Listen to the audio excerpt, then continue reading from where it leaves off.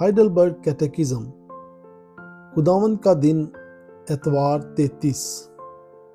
سوال نمبر 88، حقیقی توبہ یا تبدیلی میں کیا چیزیں شامل ہیں؟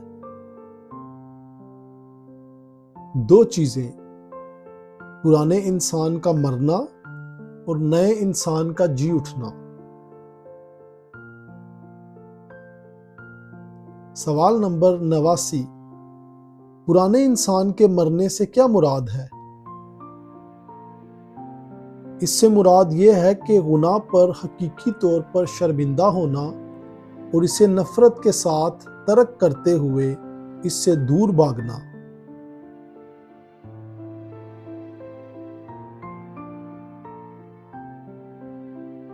سوال نمبر 90، نئے انسان کے جی اٹھنے سے کیا مراد ہے؟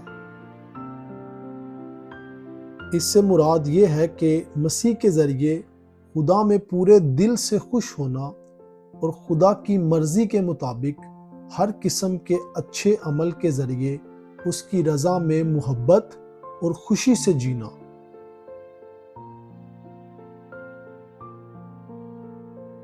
سوال نمبر 91، اچھے اعمال کیا ہیں؟